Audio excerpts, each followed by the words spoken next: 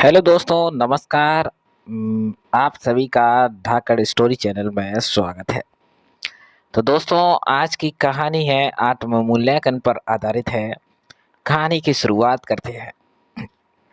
20,000 का एक चक्कर। आज की कहानी। एक बार एक व्यक्ति कुछ पैसे निकलवाने के लिए बैंक में गया। जैसे ही कैशियर ने पेमेंट दी, कस्टमर ने चुपचाप उसे अपने बैग में रखा और चल दिया। उसने 1,40,000 रुपये निकलवाए थे। उसे पता था कि कैशियर ने गलती से 1,40,000 रुपये देने की बजाय 1,60,000 रुपये उसे दे दी हैं।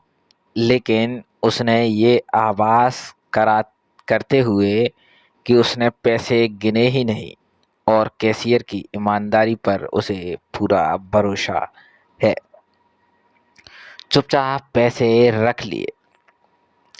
इसमें उसका कोई दोष था या नहीं, लेकिन पैसे बैग में रखते ही 20,000 अतिरिक्त रुपयों का को लेकर उसके मन में उधेड़ बुनना शुरू हो गई। एक बार उसके मन में आया कि फालतू पैसे वापस लौटा दे। लेकिन उसके दूसरे ही पल उसने सोचा कि जब मैं गलती से किसी को अधिक पेमेंट कर देता हूँ तो मुझे कौन लौटाने आता है।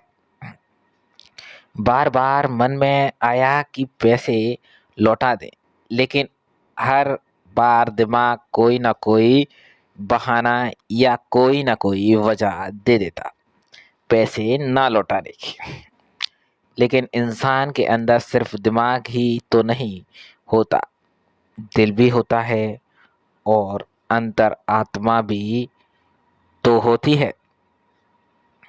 रह रह कर उसने के अंदर से आवाज आ रही थी कि तुम किसी की गलती से फायदा उठाने से नहीं चूकते और ऊपर से बेईमान ना होने का ढोंग भी करते हो। क्या यही है ईमानदारी? उसकी बेचैनी बढ़ती जा रही थी। अचानक ही उसके बैग में से 20,000 रुपये निकाले और जेब में डालकर बैंक की ओर चल दिया। भाई, उसकी बेचैनी और तनाव कम होने लगा था। वह हल्का और स्वस्थ अनुभव कर रहा था। वह कोई बीमार थोड़े ही था, लेकिन उसे लग रहा था कि जैसे उसे किसी बीमारी से मुक्ति मिल गई हो। उसके चेहरे पर किसी जंग को जीतने जैसी प्रसन्नता व्याप्त थी। रुपए पाकर कैशियर ने चैन की सांस ली। उसने कस्टमर को अपनी जेब से 1,000 रुपये का एक नोट निकालकर उसे देते हुए कहा, भाई साहब, आपका बहुत बहुत आभार। आज मेरी तरफ से बच्चों के लिए मिठाई ले जाना, प्लीज मना मत करना। भाई, आभारी तो मैं हूँ आपका, और आज मिठाई भी मैं ही आपको सभी को खिलाऊंगा। कस्टमर ने ऐसा बोला। कैशियर ने पूछा,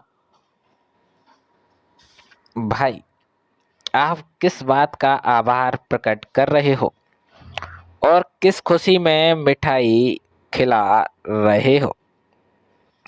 कस्टमर ने जवाब दिया, आभार इस बात का कि 20,000 के चक्कर ने मुझे आत्म मूल्यांकन करने का अवसर प्रदान किया।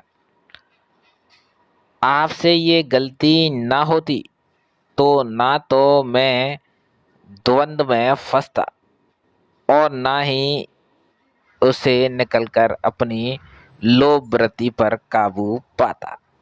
यह बहुत मुश्किल काम था। घंटों के द्वंद्व के बाद ही अब मैं जीत गया हूँ। इस दुर्लभ अवसर के लिए आपका।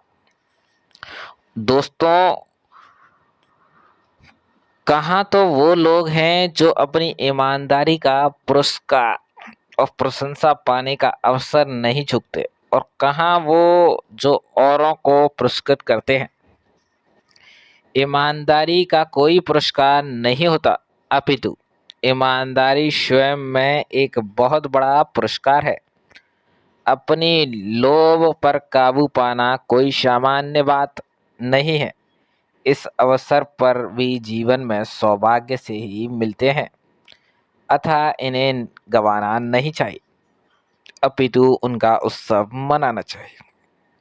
तो आज की हमारी ये प्रेरक कहानी अच्छी लगी हो दोस्तों तो प्लीज़ चैनल को सब्सक्राइब कीजिए, लाइक कीजिए, कमेंट में ढेर सारा प्यार दीजिए। धन्यवाद। जय श्री राम।